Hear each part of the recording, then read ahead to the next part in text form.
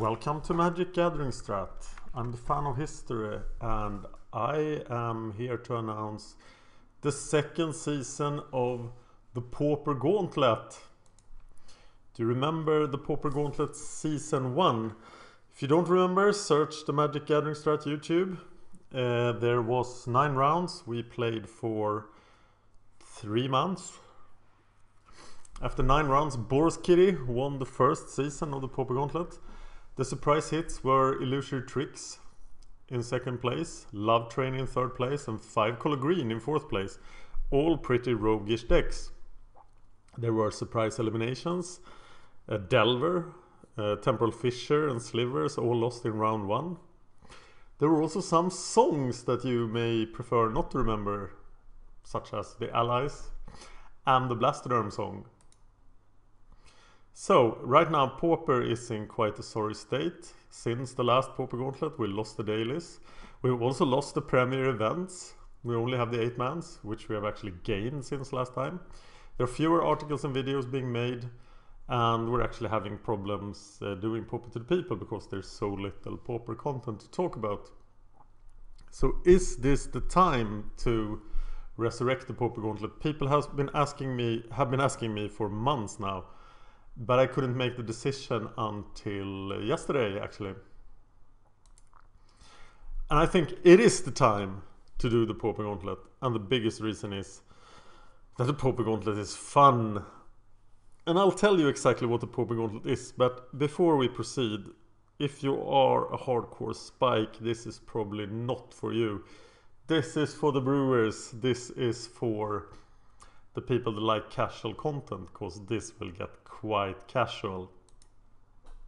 So the basic idea of the Pauper Gauntlet is that one person, that is me, plays a large number of decks in a large number of matches against a series of random opponents.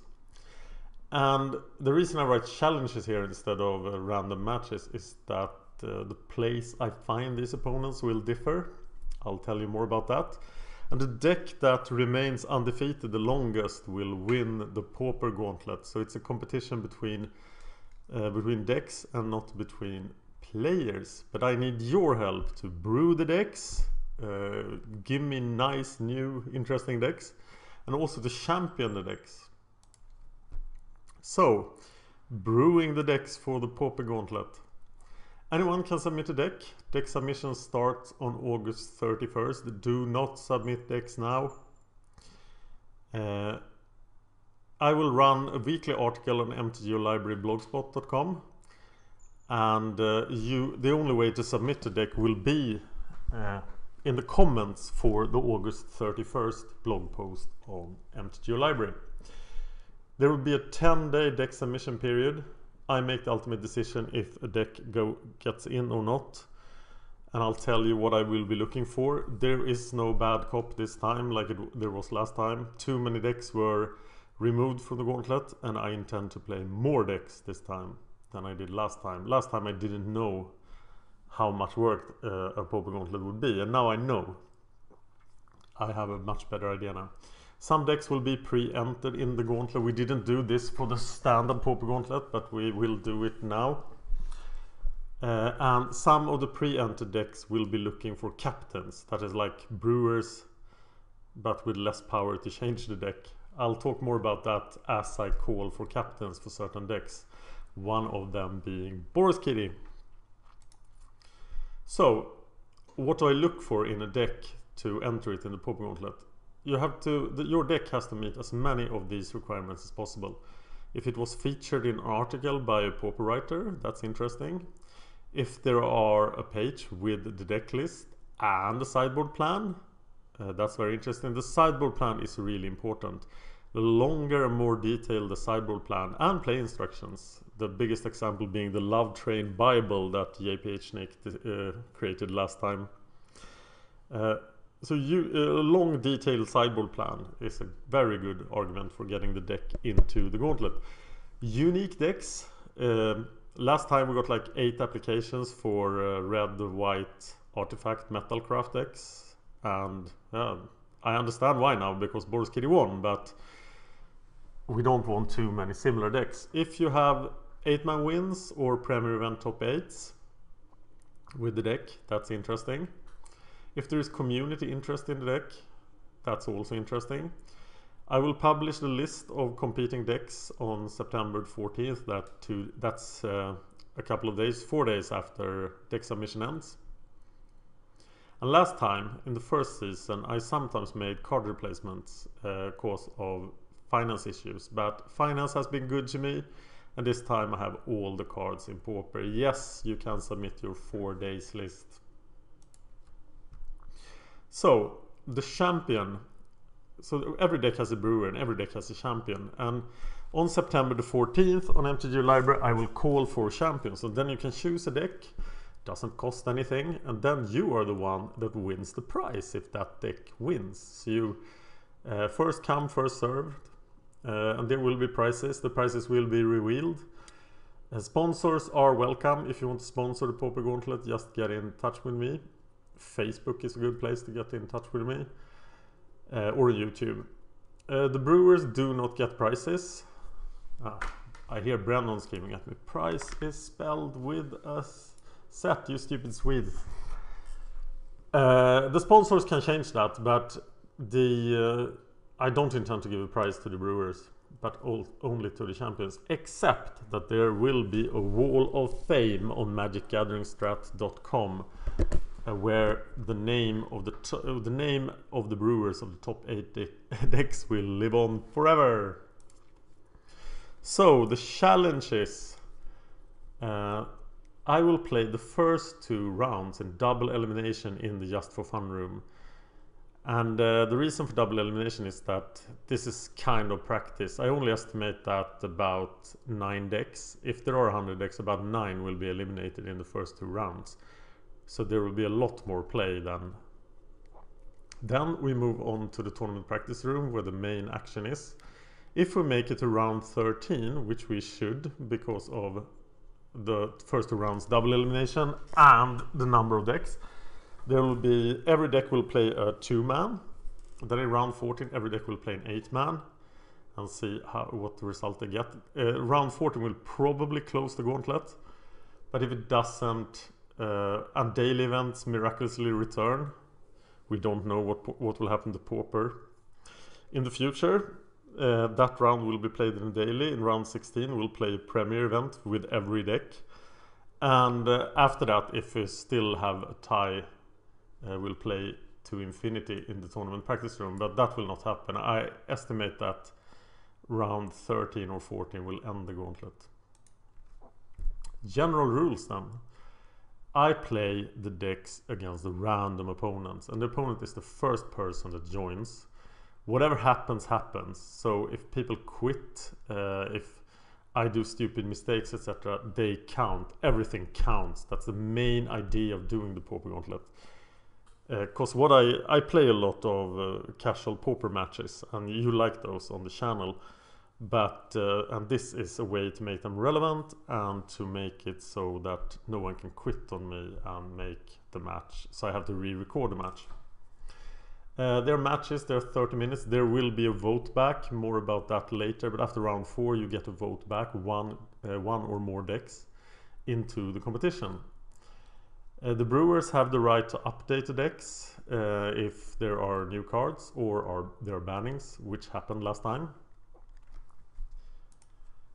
How can you follow the Pauper Gauntlet? Well, there will be updates posted weekly on blogspot mtglibrary.com. Deck lists and other blog posts will be posted on MagicGatheringStrat.com. The first 2 rounds and most matches of the early rounds will be posted on another YouTube channel, is sngprop. I have used sngprop for years, but lately I've used it for to not spam MagicGatheringStrat. That's a tip I got from YouTube, and I know that people don't like when we publish 30 videos in a day, but I will spam the hell out of sngprop. So if you really are into the Pauper Gauntlet, you have to subscribe to sngprop. There will be summaries on MagicGatheringStrat on YouTube, so you can follow the Pauper Gauntlet by just following the MagicGatheringStrat YouTube channel. And when there are 10 or less decks left, every match will be posted on MagicGatheringStrat. I will not stream this time, there were too many problems with streaming. And I don't have an end date, though there is something else. So, how many matches will we? We played 115 matches in the first season of the Pauper Gauntlet, and I estimate we'll play about 3 times that many. The ceiling is 100x, and I want 100x this time if we can make it there with enough unique decks and it doesn't get stupid. So maybe we'll have 70 or 80 decks. More matches because of the double elimination of the first 2 rounds. Yeah, and that's why we add the extra YouTube channel. So, some questions and suggestions. We did an evaluation session after the first season of the Pauper Gauntlet. And here are some questions and some suggestions that arose that I want to answer here. So why don't we do brackets? Why don't we have 2 players playing all the decks against each other? And the reason why is that this is probably 400 hours of playing matches. And if we add any form of administration, having scheduled times, first it makes it seem like work, and this is something I do because it's fun. And then it probably adds 200 more hours, and I'm not gonna do that unless someone pays me for it. So no brackets, it's a lot more work. That's also why we don't have regular opponents. We don't want to schedule things. I'm on a weird time zone for Americans, and most of my buddies on Magic Online are Americans, so it's hard to schedule matches. You didn't like that I played in the Just for Fun room for 1 round last time, and this time I'm going to do it for 2 rounds. But the reason for that is that it's double elimination, so decks will not be eliminated in the Just for Fun room unless they lose twice in the Just for Fun room. And if you lose twice in the Just for Fun room, you deserve to be eliminated. And if you feel that the deck is unrightfully eliminated, you have a chance to vote it back after round 4. And that's the reason for double elimination. Then is also that more practice with the decks. The decks will not go away immediately, so every brewer gets to see their deck in more than 1 match.